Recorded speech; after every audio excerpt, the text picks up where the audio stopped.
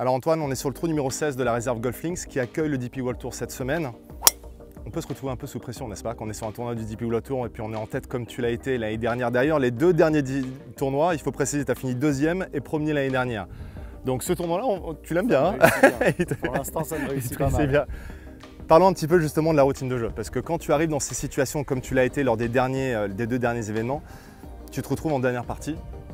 Et là, je le dis toujours, peu importe qu'on s'appelle Antoine Rosner ou qu'on est un joueur qui joue une partie amicale ou la partie du dimanche ou compétition, on vit tous les mêmes émotions. On les vit, on vit sur les parcours des différentes situations, mais on a tous les mêmes émotions humaines. Donc toi, comment tu fais pour gérer cette situation un peu stressante sur le parcours?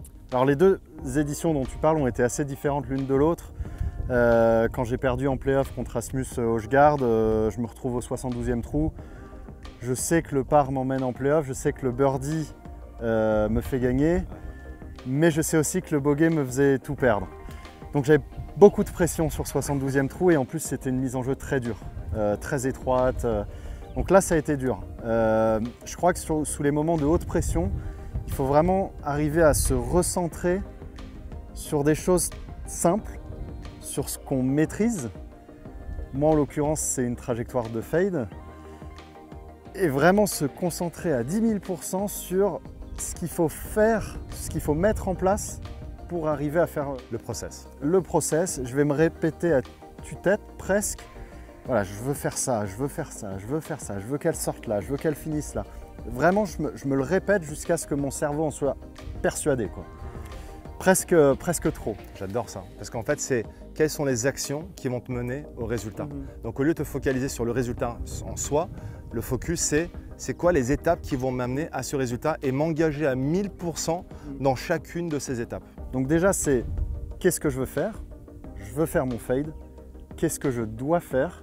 C'est mon démarrage comme ci, bien tourner mes hanches. Voilà, c'est une clé technique à laquelle me rattacher. Pas plus de combien max? Que non, souvent, en général, au max je suis à 2. Okay. Quand tout se passe bien, je suis à 1.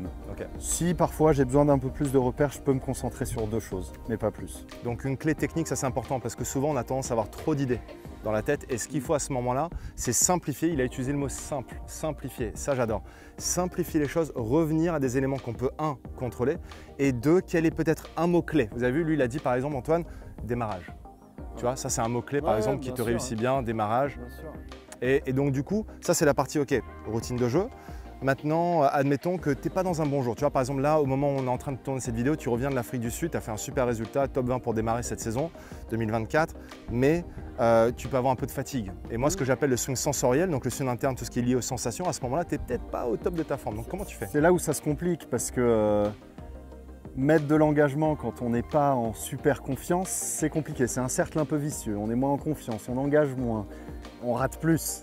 Donc, il faut arriver à casser ce cercle, trouver peut-être un coup différent, peut-être une clé différente à ce moment-là, mais il faut toujours rester engagé. Ça se passe à quel moment ça pour toi? Par exemple, est-ce que c'est sur le practice où tu dis ok je me sens pas au top ou même sur le parcours par exemple, admettons que tu viens d'effectuer un mauvais trou, double bogey ou peu importe? Typiquement sur un trou, je fais un quick hook. Au trou d'après, automatiquement, je vais essayer de faire un fade mais appuyé, un gros fade. Okay. Donc ça c'est automatique, exagérer l'inverse. Ça, c'est assez important. Ouais, voilà, c'est ce genre de choses. Ça, c'est un truc que mon père me disait. Il va pas être, là, il va dire, tu vois, je t'avais dit, quand j'étais petit, mon père me disait, exagère toujours l'opposé de ce que tu fais. Donc, si tu fais un gros hook, va chercher un slice ou un fade prononcé. Si tu fais un slice, va chercher du coup un drop prononcé. Si je reprends ce que je viens de t'expliquer, la situation, qu'est-ce que je veux faire? Il y a du vent contre, de la gauche. Il me faut une balle plutôt plate. Je ne vais pas essayer de faire une balle au ciel. Donc moi là dans ma tête, je visualise une balle plutôt plate qui va sortir. Là, je visualise les panneaux noirs qui sont à gauche du green. Je veux qu'elle sorte sur les panneaux noirs et finir sur le drapeau. Maintenant, ça c'est ma décision. Maintenant, comment le faire? Une balle plutôt plate pour moi, c'est un grip un petit peu plus court. Et je vais essayer de bien tenir ses mains dans la zone d'impact pour qu'elle fasse son fade. Magnifique. Donc vous avez vu, hein, au moment où Antoine va jouer son coup, tout le process, la zone de décision, c'est le avant-coup. Le avant-coup, hyper important. Quelle est la décision qu'il va prendre pour lui permettre d'avoir le résultat qu'il souhaite? Ensuite, il va aller dans sa clé sensorielle. Donc, ok, je vais raccourcir un petit peu les mains sur le club, je vais avoir la clé technique. Et là, dans l'engagement, il va se rappuyer sur 100% engagé vers la cible.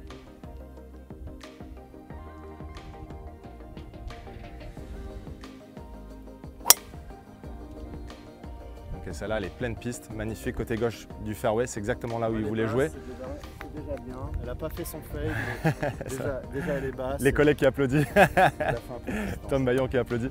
Alors, c'est important parce qu'on a fait une vidéo précédente sur le practice. Et Antoine a précisé, et je voulais repréciser dans cette vidéo, quand il est devant la balle, c'est pas le moment de se dire est-ce que j'ai le bon club, est-ce que j'ai le bon alignement, est-ce que j'ai... Ça, c'est souvent à ce moment-là, on voit beaucoup de joueurs être dans le doute et pas être serein. Une fois que vous êtes dans la zone, ce que j'appelle la zone d'action, donc lorsque vous êtes devant la balle, là, c'est 100% engagement, exécution. C'est les mots que tu as utilisés dans la vidéo qu'on a faite au practice.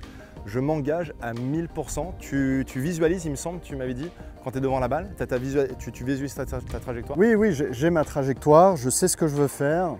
Et après, il faut laisser aller. Voilà, il n'y a plus rien. Non, c'est assez rapide. C'est assez rapide. Je sais que ma routine, elle est calée. Je poireaute pas devant la balle. Quoi. Ça démarre, j'ai fait mes waggles et je démarre. Est-ce que c'est le même process à chaque mise en jeu? C'est-à-dire, est-ce que c'est le même type de waggle, le même regard à la cible? Est-ce que tu regardes une ou deux fois la cible? En fonction de la trajectoire que je veux faire, le waggle peut être différent. Je veux faire un fade, je vais avoir tendance à peut-être serrer la main droite un petit peu plus. Je vais vouloir faire un waggle un peu plus extérieur, essayer de faire rentrer ses mains un peu plus à l'intérieur. À l'inverse, je veux faire un draw, je vais regarder un peu plus vers la droite, essayer d'imaginer cette trajectoire de droite à gauche, des mains peut-être un petit peu... Et voilà, un chemin un peu plus intérieur-extérieur. Essayez d'imaginer cette balle plus rentrée de droite à gauche. J'adore ça, varier le waggle en fonction de la trajectoire que vous voulez faire. Vous imaginez ça, juste de pouvoir modifier, on est devant la balle et on joue un petit peu avec le waggle, donc les sensations des mains, des bras et le club, juste en fonction de la trajectoire qu'on essaie de faire. Antoine, on va sur le fairway? Allez, on y va. Magnifique, tiens. Ça, je vais te piquer. Ma balle. Ouais.